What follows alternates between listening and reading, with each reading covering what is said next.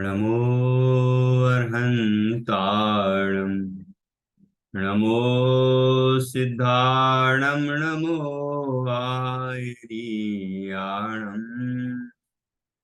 नमो वज्रायाणं नमो लोये सव्यसाहुणम्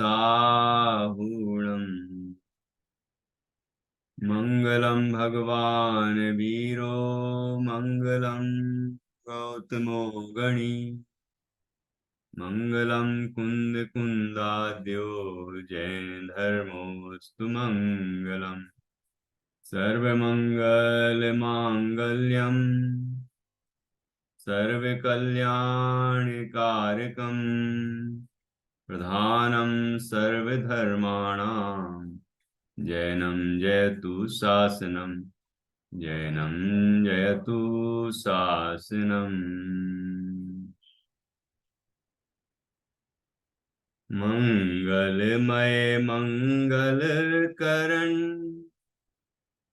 वीतराग विज्ञान नमो ताहि जाते भय अरहंतादि महान करि मंगल करि हो महा ग्रंथ करन को काज जाते मिले समाज सब पावे निज पद राज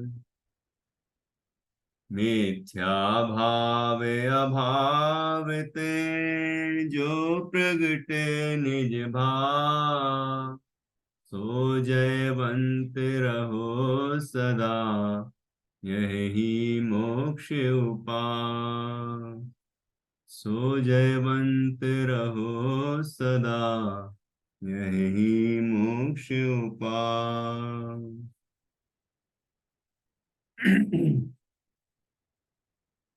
आचार्य कल्प पंडित श्री टोडरमल जी द्वारा रचित यह मोक्ष मार्ग प्रकाशक नामक ग्रंथ है। इसके दूसरे अधिकार पर हमारी चर्चा चल रही है और इस अधिकार में संसार अवस्था का वर्णन किया गया है। इसके अंतर्गत सर्वप्रथम आचार्य कल्प पंडित टोडरमल जी ने कर्म बंधन का निदान बताया है, अर्थात जीव को ये विश्वास हो कि मैं कर्मों से बंधा हुआ हूं। संसारी जीव कर्मों से बंधा हुआ है, कर्म बंधन से युक्त है, ये जीव को ख्याल में आना चाहिए। यदि जीव सर्वथा ही नहीं मानेगा कि मुझे कर्म बंधे हैं तो फिर उनके अभाव के लिए प्रयत्न क्यों करेगा। जब जीव को यह समझ में आएगा कि मैं कर्मों से बंधा हुआ हूं और मेरे ही विकारी परिणामों से नए नए कर्म आते हैं और मैं उनसे बंधता हूं, फिर उनका उदय आता है तो हमारी अनेक अवस्थाएं होती हैं।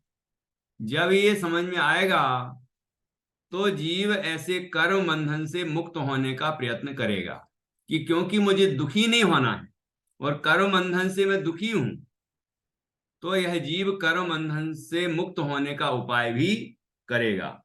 अब कर्मों से किस तरह जीव बंधा हुआ है, इसके लिए यहां बताया कि आत्मा के असंख्यात प्रदेश होते हैं, असंख्यात। एक एक प्रदेश पर अनंत कर्म परमाणु होते हैं। फिर ऐसे एक एक पे अनंत अनंत अनंत अनंत अनंत अनंत अनंत, तो पूरे आत्मा के असंख्यात प्रदेशों पर कितने कर्म परमाणु होंगे सोचिए। पूरे आत्मा के ऊपर, हर प्रदेश के ऊपर अनंत अनंत कर्म परमाणु, तो पूरे आत्मा पर अनंतानंत कर्म परमाणु होते हैं। और वो कर्म परमाणु उदय में आते हैं जब, तो जीव को दुखदाई होते हैं। इसलिए जीव इन कर्म बंधनों से मुक्त होना चाहता है। तो मुक्त कैसे हो, ये चर्चा भी यहाँ आएगी। अभी किस तरह बंधा है ये समझाया जा रहा है, और कब से बंधा है यह भी बताया जा रहा है, और किस तरह से इसमें लिखा है कि अनादि काल से कर्म बंधन से युक्त है। तो अनादि काल से बंधा हुआ है, तो क्या वो कर्म परमाणु वही के वही हैं जो अनादि काल पहले थे? कि तो इसमें कहा कि नहीं, नए कर्म परमाणु आते हैं, पुराने खिरते जाते हैं, इस तरह नए आते हैं पुराने खिरते हैं, ये क्रम बना रहता है। इसके लिए सुमेरु पर्वत आदि का उदाहरण दिया, कृत्रिम रचनाओं का उदाहरण दिया कि उनमें भी कृत्रिम है, वो अनादि की रचनाएं हैं, लेकिन उनमें पुराने परमाणु निकलते हैं और कुछ नए परमाणु उसमें जुड़ जाते हैं। इस तरह मिलना बिछुड़ना चलता रहता है, लेकिन प्रवाह रूप से वह जो रचना है, मेरु पर्वत आदि हैं, वो वैसे के वैसे रहते हैं, अनादि अनादि निधन रहते हैं। ये बात वहां बताई गई है। तो अनादि के लिए मेरु पर्वत आदि स्कंधों का उदाहरण दिया। अब यहाँ इसी के संबंध में प्रश्न है। तो इसका नया शीर्षक बन गया कि कर्मों के अनादिपने की सिद्धि। अब ये सिद्ध करेंगे कि कर्म अनादि से कैसे। देखिए, जैन दर्शन का जो अध्यात्म है उसमें न्याय की प्रधानता है, उसमें तर्क है, युक्ति है, आगम है, उदाहरण है। तो जिससे कि जीव को ये बात स्पष्ट रूप से समझ में आए और हम सबको वो समझ में आ सकती है, इस तरह का विषय होता है अध्यात्म में। तो वही यहाँ पर बताया गया है। और यहाँ सिद्ध करेंगे कि कर्म जीव के साथ अनादिकाल से कैसे है। अनादिकाल का अर्थ क्या है? अनादि का अर्थ है जिसका कभी प्रारंभ नहीं हुआ है। ठीक है, जिसका कभी प्रारंभ नहीं हुआ वो अनादि, अनादि। ठीक है। तो देखिए, यहां प्रश्न है, प्रश्न पढ़ेंगे हम।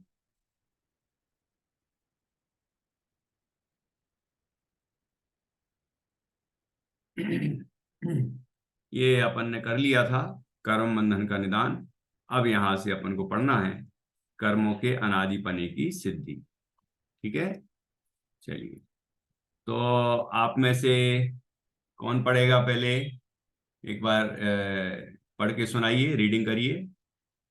जिया। जी। हाँ। यह प्रश्न है कि पुद्गल परमाणु तो रागादिक के निमित्त से कर्मरूप होते हैं, अनादि कर्मरूप कैसे है? सा, समाधि। समाधान। हम्म। निमित्त तो न, नवीन कार्य हो उसमें भी संभव है। अवस्था में निमित्त का कुछ प्रयोजन नहीं है। जैसे नवीन पुद्गल परमाणुओं को बंधन तो स्निग्ध रुक्ष गुण के अंशों ही से होते हैं, और मेरुगिरी आदि स्कंधों में अनादि पुद्गल परमाणुओं का बंधन है। यह निमित्त का क्या प्रयोजन है? उसी प्रकार नवीन परमाणुओं का कर्म रूप होना तो रागादिक ही से होता है, और अनादि पुद्गल परमाणुओं की कर्मरूप ही अवस्था है। कर्मरूप ही अवस्था है। वह निमित्त का क्या प्रयोजन है? तथा यदि अनादि में भी निमित्त माने तो अनादिपना रहता नहीं। इसलिए कर्म का बंध अनादि मानना। सो तत्व प्रदीपिका प्रवचनासार शास्त्र की व्याख्या में जो सामान्य न्यायाधिकार है वह कहा है। रागादिक का कारण तो द्रव्य कर्म है, और द्रव्य कर्म कारण रागादिक है। तब वह तर्क किया है कि ऐसे तो इतरे त्रेताश्रय। इतरेतरा इतरेतराश्रय दोष लगता है। वह उसके आश्रित वह उसके आश्रित कहीं रुकाव नहीं। तब उत्तर ऐसा दिया है। हम्म। अभी पढ़ेंगे इसको बाद में। ठीक है। देखिए क्या कहा यहाँ पर अभी तक। यहाँ प्रश्न है कि पहले प्रश्न समझ लेते हैं। उद्गल परमाणु तो रागादिक के निमित्त से कर्म रूप होते हैं। अनादि कर्म रूप कैसे हैं? देखिए, उद्गल परमाणु कर्म रूप कैसे परिणत हुए? कि राग आदि के निमित्त से राग द्वेष क्रोध मान माया लोभ आदि विकारी परिणाम जीव को उत्पन्न हुए, तो उद्गल परमाणु कर्म रूप से परिणत हो गए। तो फिर वो कर्म अनादि से कैसे हुए? क्योंकि राग आदि जीव को हुए तब कर्म हुए, पुद्गल के परमाणु कर्म रूप से परिणत हुए, तो फिर ये अनादि की व्यवस्था कैसे कहलाएगी? प्रारंभ होगा ना कभी कि कब जीव ने राग आदि किए होंगे, तो कब कब तब जीव को पुद्गल के परमाणु कर्म रूप से परिणत होके बंधे होंगे। तो ऐसा ये कभी ना कभी तो शुरू हुआ होगा ना। तो अनादि कर्म रूप कैसे हैं? तो अनादि से ये कर्म रूप कैसे हुए? जब रागादि हुए जीव को, तो पुद्गल परमाणु कर्म रूप हुए, तो फिर अनादि कैसे हो सकते हैं? ये प्रश्न है। प्रश्न को भी अच्छे से समझना चाहिए।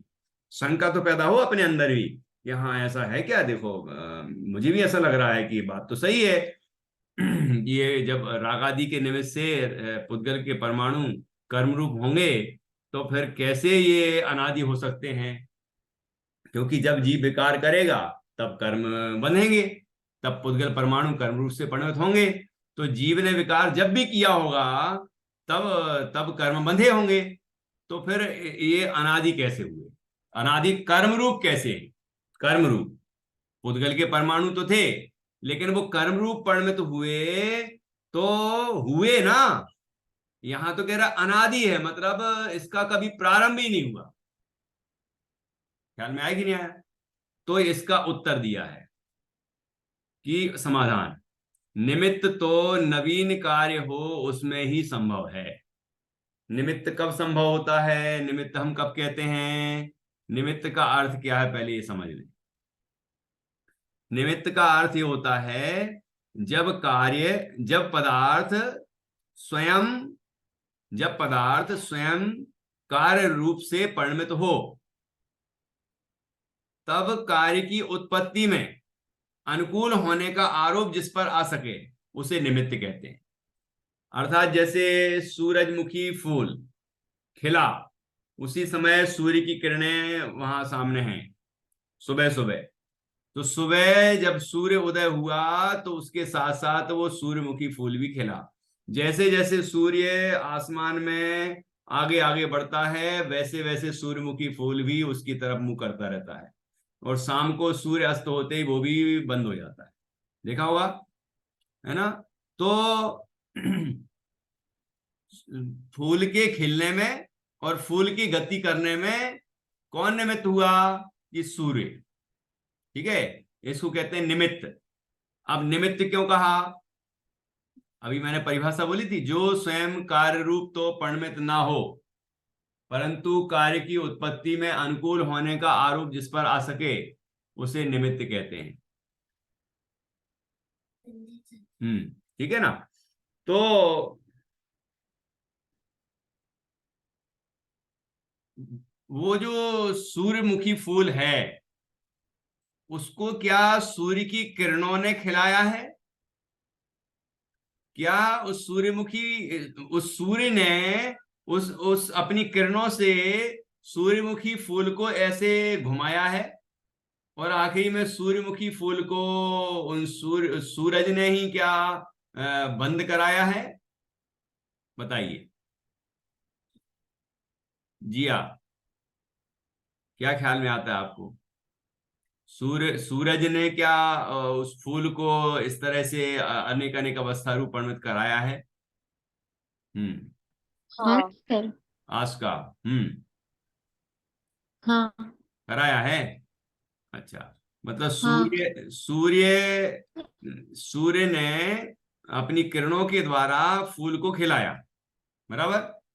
और हाँ। सूर्य ने अपनी किरणों से उसको घुमाया, और सूर्य ने ही उसको अपनी किरणों से बंद कर दिया। बंद भी सूर्य की किरणों ने ही कराया होगा, क्योंकि किरणें, हाँ। किरणें तो चली गई, चली गई तो अपने आप बंद हो गया वो। हम्म। तो अब देखना, चलो आपने कहा कि सूरज ने सब कुछ कराया, तो अब ये बताइए कि जैसे कि वो सूर्यमुखी फूल अपनी जड़ों से निकल जाए, टूट जाए, और जमीन में पड़ा है, अब क्या सूर्यमुखी फूल जैसे ही सूर्य का उदय होगा वो खिलेगा? जैसे जैसे किरणें, जैसे जैसे सूर्य गति करेगा तो क्या वो भी गति करेगा ऐसे उठ उठ के? बताओ। आस्का। नहीं, क्यों? क्योंकि अभी वो जुड़ा नहीं है, वो अभी अपने रूट से जुड़ा नहीं है, तो उसको खाना पीना सब नहीं हो रहा है, वो अभी मर गया है। मर गया है। तो अब इसका मतलब क्या हुआ? इसका क्या तात्पर्य हुआ कि सूर्यमुखी फूल में जब खुद की शक्ति होगी खिलने की, जब खुद स्वयं की शक्ति होगी गति करने की, परिणमन करने की, और स्वयं की शक्ति होगी बंद होने की, तभी वह सूर्य, तभी उस सूर्य पर अनुकूल होने का आरोप आएगा कि सूर्य के कारण ऐसा हुआ। ये तब कहा जाएगा जब वो फूल स्वयं ऐसे कार्य रूप अपनी शक्ति से परिणमन करेगा। बोलिए, ख्याल में आ रहा है कुछ क्या कह रहा हूं मैं? कि सूर्यमुखी फूल तभी खिलने रूप और अनेक तरह की अवस्था रूप और बंद होने रूप परिणमन करेगा कि जब उसकी स्वयं की शक्ति होगी। जैसे वो पेड़ में लगा है या पौधे में, तो उसकी उसको नीचे से पोषण भी मिल रहा है, और वह अपनी शक्ति से, अपनी शक्ति से वह खिलता है, अपनी शक्ति से वह घूमता है, और अपनी शक्ति से बंद होता है। इसको कहते हैं उपादान की शक्ति, अपनी की खुद की शक्ति, स्वयं की शक्ति। तो स्वयं की शक्ति से वह अनेक अवस्था रूप परिणमन करता है। तभी सूर्य का उदय और सूर्य का गमन और सूर्य का अस्त होना, यह इस पर अनुकूल होने का आरोप आता है। और ऐसा कहा जाता है सूर्य की किरणों के कारण से या सूर्य के कारण से वो फूल खिलता है, तरह तरह की अवस्था रूप होता है, घूमता है और बंद होता है, ये सूर्य के कारण होता है। ऐसा हम सूरज पर आरोप डालते हैं, इसी को कहते हैं निमित्त। तो सूर्य फूल के खिलने आदि रूप अवस्थाओं में निमित्त है। वास्तव में तो कारण जो है वह फूल की उसकी स्वयं की शक्ति है, जिसको कहते हैं उपादान, उसकी स्वयं की शक्ति, निज शक्ति। ये अंतर समझ में आया कि नहीं आया निमित्त और उपादान में? वस्तु की निज की शक्ति में और अनुकूल होने का जिस पर आरोप आ रहा है उस निमित्त में। जैसे कि जीव ने मोह राग द्वेष रूप परिणमन किया, उसी समय मोहिनी कर्म का उदय आया, तो हमने कहा मोहिनी कर्म के उदय से मुझे मोह हुआ। तो क्या मोहिनी कर्म के उदय से जीव को हमेशा मोह होगा ही होगा, होता ही रहेगा? यदि होता ही रहेगा तो फिर जीव कभी कर्म से मुक्त हो ही नहीं पाएगा। तो कर्म का उदय हो, कभी कभी मंद उदय होता है, कभी तीव्र उदय होता है, तो जीव उसमें जुड़ता है और विकार, तीव्र विकार रूप परिणमन करता है। कभी मंद उदय हो और उस समय जीव उसमें न जुड़े और अपने आत्मा में जुड़ जाए, भेद विज्ञान कर ले, अपने में लीन हो जाए, तो वो कर्म का उदय हीन हो जाता, कर्म की शक्ति घट जाती है। और फिर जीव आत्मा में ही लीन रहे तो कर्म कर्म नष्ट हो जाता है। ठीक है। और कर्म के नष्ट होने पर जीव मोह से मुक्त हो जाता है, वितराग हो जाता है। ये तभी हो सकता है कि जब निमित्त के अनुसार कार्य ना हो। यदि कर्म के उदय के निमित्त के अनुसार जीव का परिणमन होने लग जाए, तो जीव कभी मुक्त ही नहीं हो पाएगा। तो मुक्त तो इसलिए हो पाता है क्योंकि जीव की अपनी शक्ति, उपादान की शक्ति होती है, जिसके द्वारा वह अपना कार्य स्वतंत्र रूप से कर सकता है, उसमें निमित्त कुछ नहीं कर सकता। ख्याल में आ रहा है कुछ कि नहीं आ रहा है? ये- नहीं आया समझ में? और उदाहरण दूं? नहीं समझा। नहीं समझा? समझा समझा। अच्छा, समझा समझा। ठीक है। तो यहां पर भी निमित्त की बात की है, इसलिए निमित्त समझना जरूरी था। समाधान में क्या कहा? निमित्त तो नवीन कार्य हो उसमें ही संभव है। जब जीव को नया विकार हो या नया कर्म का बंध हो, नया कुछ हो, तो ही तो निमित्त कहा जाएगा। अनादि अवस्था में निमित्त का कुछ प्रयोजन नहीं है।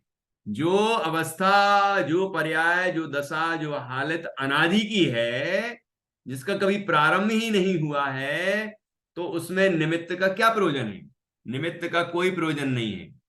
क्योंकि यदि आप कहोगे कि जीव ने विकार किया तो कर्म बंधा, तो पहले जीव ने विकार किया होगा, फिर कर्म बंधा होगा, तो फिर आदि हो गया। ये तो शुरुआत हो गई उसकी, विकार की शुरुआत भी हो गई और कर्म बंधन की भी शुरुआत हो गई, तो अनादि नहीं रहा। अब हम कहेंगे कि वो जो राग हुआ था, राग आदि हुए तो कर्म बंधा, वो राग आदि होने में भी कर्म का उदय निमित्त है। तो वो जो जिसके उदय से राग आदि हुए, वो कर्म कहाँ से आया? तो वो और पहले से बंधा हुआ था। फिर वो जो बंधा हुआ था वो कैसे बंधा था? कि वो उसके पहले राग आदि हुए तो उससे बंधा था। तो इस तरह हम करते जाएंगे, भूतकाल में जाते जाएंगे, जाते जाएंगे, जाते जाएंगे, जाते जाएंगे, तो कभी इसका प्रारंभ नजर आएगा ही नहीं कि पहले कौन हुआ, पहले मुर्गी हुई कि अंडा हुआ। ये दुनिया में बहुत प्रश्न चलता है, लेकिन जैन दर्शन में ही इसका समाधान मिल सकता है आपको। ये सब अनादि की परंपरा है। कभी प्रारंभ हुआ हो, इसकी शुरुआत हुई हो, तो फिर ये पहले का प्रश्न उठे कि पहले कौन। जब क्योंकि अन्न मत में प्रारंभ मानते हैं, प्रकृति की सृष्टि की रचना मानते हैं, वैज्ञानिक भी रचना मानते हैं। कोई ईश्वर से मानता है तो कोई अपने आप रचना हुई ऐसा मानता है, लेकिन रचना नई है ऐसा अन्नमति मानते हैं, विज्ञान भी नई रचना मानते हैं। लेकिन जैन दर्शन कहता है ये सृष्टि, ये प्रकृति अनादि की है, ये कभी शुरू नहीं हुई है ना। इसमें नए नए परिवर्तन होते रहते हैं, है ना, नई नई अवस्थाएं होती हैं, लेकिन ये नष्ट नहीं होती कभी। ये हमेशा से है और हमेशा ही रहने वाली है। ये पूरा विश्व अनादि अनंत है, कभी शुरू नहीं हुआ और कभी अंत नहीं होगा। ये जैन दर्शन इस तरह की वस्तु व्यवस्था मानता है, और वो ही सटीक बैठती है ना। अब आप कहोगे कि मुर्गी पहले हुई, तो हम कहेंगे वो मुर्गी कहां से आई। आप कहोगे अंडा पहले हुआ, तो हम कहेंगे कि वो अंडा बिना मुर्गी कैसे आया। तो ये जो दुनिया में चलता है ना ये वाला प्रश्न, ये क्यों चलता है? कि वो प्रारंभ मानते हैं, वो प्रारंभ मानते हैं कि पहले ये हुआ। क्योंकि आदि मानते हैं, वो अनादि नहीं मानते। हम अनादि मानते हैं। तो ये सब अनादि की परंपरा है। अनादि की परंपरा में पहले कौन का प्रश्न उठता ही नहीं, ये हमेशा से ही है। तो हम कहेंगे मुर्गी से अंडा आया कि अंडे से मुर्गी, कहां से क्या आया? तो हम कहेंगे कि ये जो मुर्गी है ये अंडे से आई, वो अंडा मुर्गी से आया, मुर्गी वो अंडा मुर्गी से आया, मुर्गी अंडे से आई, ऐसे ही चलते जाओ चलते जाओ चलते जाओ भूतकाल में। तो ये परंपरा कब से है? कि जिसका कभी प्रारंभ ही नहीं हुआ है, अनादि से है। ठीक है ना। ऐसे हम कब से हैं? कि अनादि से हैं। ये पूरा विश्व कब से है? कि अनादि से है। ये कर्म जीव को कब से बंधा हुआ है? कि अनादि से ही बंधा हुआ है। अनादि से ही ऐसी परंपरा चलती आ रही। ठीक है ना। अनादि से संसार है और अनादि से ही मोक्ष है, और सभी संसार पूर्वक ही मुक्त हुए हैं। लेकिन पहले कौन, ये प्रश्न अनादि के संबंध में नहीं उठ सकता, क्योंकि ये अनादि की परंपरा है, हमेशा की परंपरा है, कभी इसका इसका प्रारंभ नहीं हुआ है। तो यहां पर ये कहा गया है कि निमित्त तो नवीन कार्य हो उसमें ही संभव है, अनादि अवस्था में निमित्त का कुछ प्रयोजन नहीं है। जैसे उदाहरण है, जैसे नवीन पुद्गल परमाणुओं का बंधन तो स्निग्ध रूक्ष गुण के अंशों ही से होता है। ये नए कर्म पुद्गल परमाणुओं का बंधन होता है ना, मतलब अर्थात एक परमाणु दूसरे परमाणु से बंध जाता है, ठीक है, स्कंद बना लेते हैं। तो ये जो बंधन है, नया बंधन, उसमें क्या होना चाहिए कि उन परमाणुओं में स्निग्ध या रूक्ष गुण होना चाहिए। स्निग्ध का अर्थ है चिकना और रूक्ष का अर्थ है रूखा। रूखापन और चिकनापन जब दो चीजें होंगी तब एक दूसरे से चिपकेंगी। जैसे हम लोग वो कंघी करते हैं तो कंघी में तेल भी लग जाता है, फिर हम नीचे ऐसे उसको नीचे की तरफ रखते हैं, जब हाथ में पकड़े हों तो नीचे से धूल कण उसमें चिपकने लग जाते हैं। तो ये कैसे चिपक रहे हैं? क्योंकि उसमें तेल लगा हुआ है, चिकनापन है। तो धूल कण कैसे रूखे हैं, और कंघी में लगा हुआ है चिकनापन, तो रूखापन चिकनेपन की तरफ खिंचा चला आता है और उसमें चिपक जाता है। ऐसे ही कोई परमाणु रूखे हैं, कोई चिकने हैं। ऐसे तो सभी परमाणु में रूक्ष स्निग्ध रूक्ष गुण होता है, लेकिन किसी में किसी की मात्रा ज्यादा है कम है, तो उस तरह से इसका नियम है। तो उसमें अभी इतना सामान्य समझ लें कि चिकनापन और रूखापन दो चीजें जब होती हैं उन परमाणुओं में, तो वो एक दूसरे से चिपक के स्कंद बना लेते हैं। तो नवीन पुद्गल परमाणुओं का बंधन तो स्निग्ध रूक्ष गुण के अंशों ही से होता है। बिना स्निग्धता और रूक्षता के, बिना रूखा और चिकना होने के वो परमाणु आपस में बंध ही नहीं सकते, स्कंद बन ही नहीं सकते। और मेरुगिरी आदि स्कंधों में अनादि पुद्गल परमाणु का बंधन है। अब देखिए, ये नियम है कि कोई भी नया परमाणु बंधेगा तो स्निग्ध रूक्ष गुण के कारण ही बंधेगा। तो अब ये जो मेरु पर्वत की रचना है तो अनादि की है, इसका कभी प्रारंभ ही नहीं हुआ। तो फिर उसके अंदर जो परमाणु हैं, वो रचना अनादि की है, उसमें ही परमाणु हैं, तो वो कहां से आए हैं? तो मेरुगिरी आदि स्कंधों में अनादि पुद्गल परमाणुओं का बंधन है, वहां निमित्त का क्या प्रयोजन? कि पहले आया, कि पहले वो आया, कि वो स्निग्ध रूप के कारण चिपक गए, तो पहला कौन सा चिपका होगा कि नहीं? अनादि की रचना है, तो फिर पहले का प्रश्न कहां से आया? ये तो अनादि ही से आया था ना, ऊपर अभी बताया था कि उस मेरु पर्वत जो अकृत्रिम अनादि की रचना है, उसमें से कुछ परमाणु कभी खिलते हैं और नए परमाणु उसमें चिपक जाते हैं। तो इस तरह का ये कब से चला आ रहा है? कि अनादि ही से चला आ रहा है। पहले क्या था कि पहले कौन, इसका प्रश्न अनादि के संबंध में नहीं होता, ठीक है। तो वहां निमित्त का क्या प्रयोजन है? उसी प्रकार नवीन परमाणुओं का कर्म रूप होना तो रागादि ही से होता है, ये नियम है। नए कर्म बंधेंगे तो रागादि के निमित्त से ही बंधेंगे। और अनादि पुद्गल परमाणुओं की कर्मरूप ही अवस्था है। अनादि जो पुद्गल परमाणु बंधे हुए हैं जीव के साथ, वो कब से हैं, कब से बनते आ रहे हैं? अनादि से।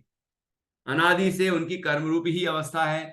वहां निमित्त का वहां निमित्त का क्या प्रयोजन है? तथा इसलिए वहां ये नहीं कहा जाएगा किसके निमित्त से क्या हुआ है। तथा यदि अनादि में भी प्रश्न माने तो अनादिपना रहता नहीं।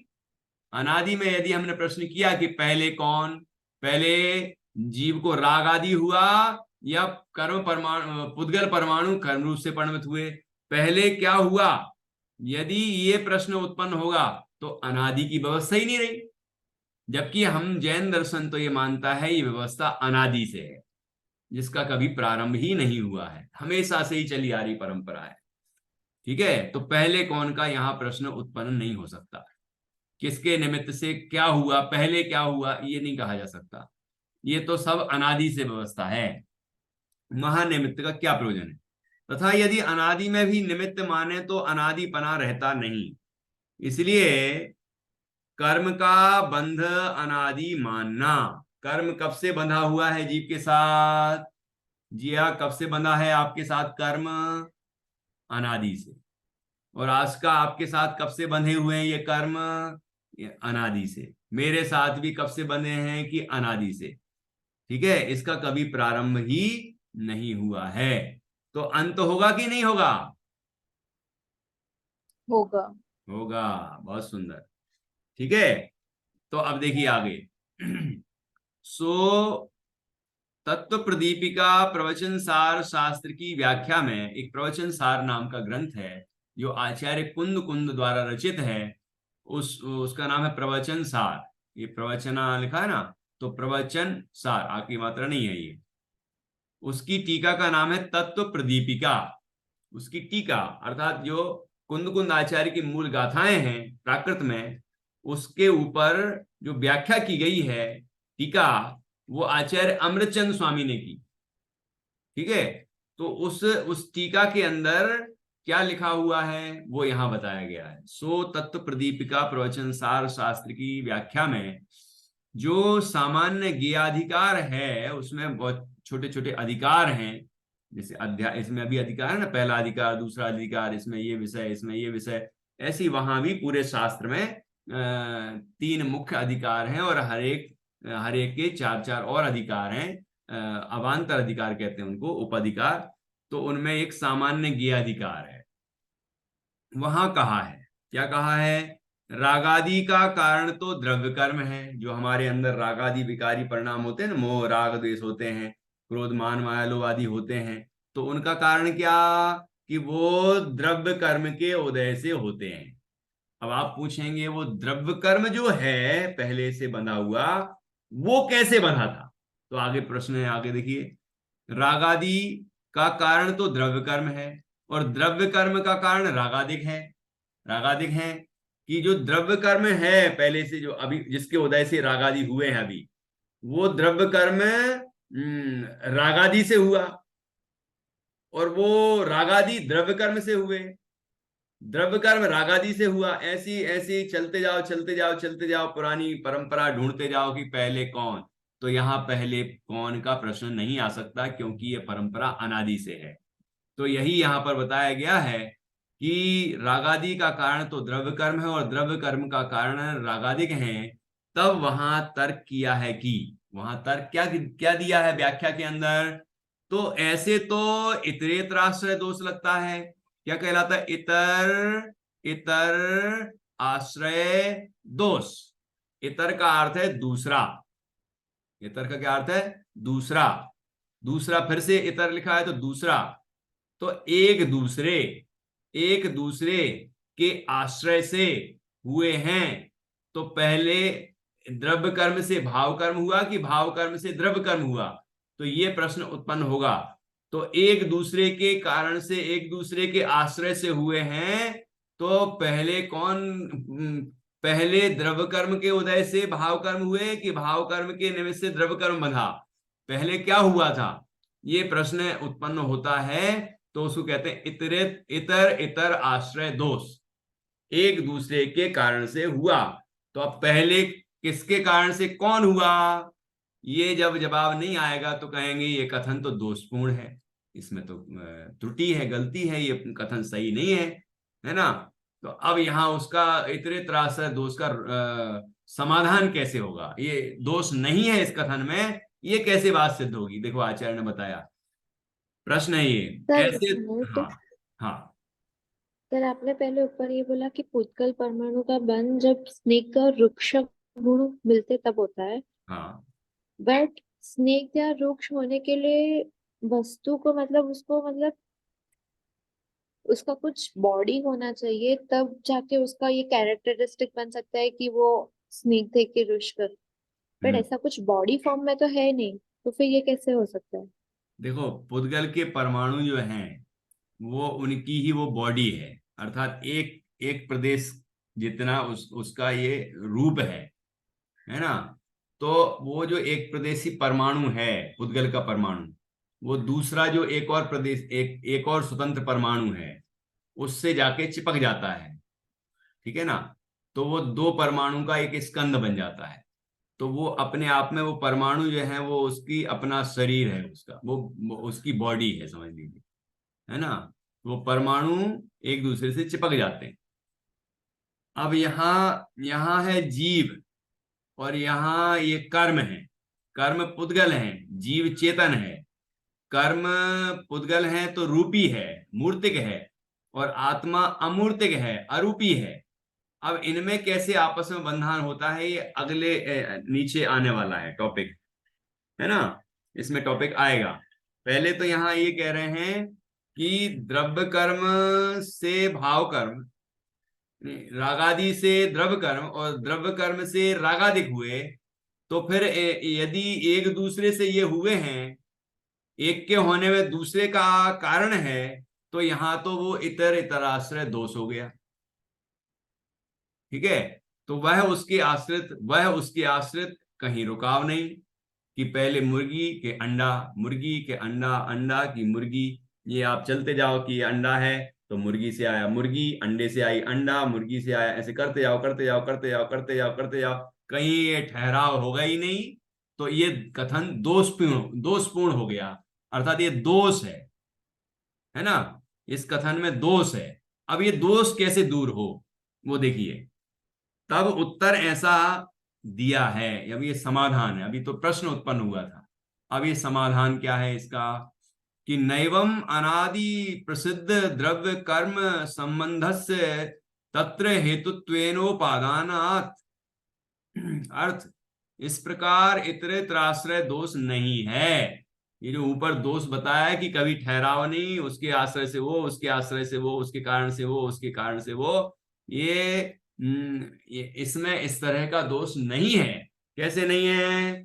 क्योंकि अनादि का स्वयं सिद्ध द्रव्य कर्म का संबंध है, उसका वहां कारण पने से ग्रहण किया है।